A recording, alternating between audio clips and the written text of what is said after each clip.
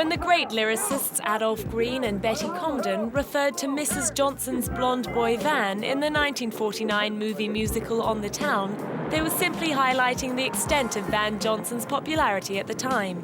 His pin-up status amongst the bobby soxers of the 1940s was so widespread, the red-haired, freckle-faced Van even acquired the nickname the Voiceless Sinatra.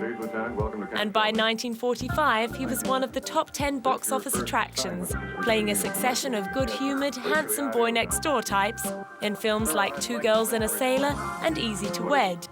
He later went on to co-star in romances like The Last Time I Saw Paris with Elizabeth Taylor and Brigadoon with Gene Kelly and Sid Charisse, before moving into television in a career that lasted over 50 years.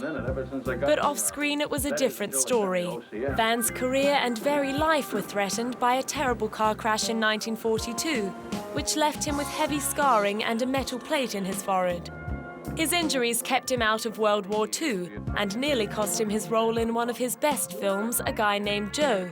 But co-stars Spencer Tracy and Irene Dunne insisted to MGM that they would rather wait for him to recover than recast.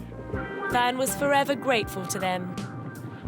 While recovering, he stayed with his friend Keenan Wynn and subsequently married Wynn's ex-wife Eve in 1947, on the same day that her divorce from Wynn was finalized.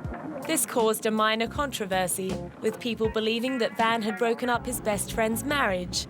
In truth, the match was engineered by MGM studio head Louis B. Mayer in an attempt to squash speculation that Van was gay, in much the same way as Universal Studios arranged Rock Hudson's wedding to Secretary Phyllis Gates. Unsurprisingly, Van's marriage was not a happy one, although it did produce one daughter, Skylar, who was born in 1948.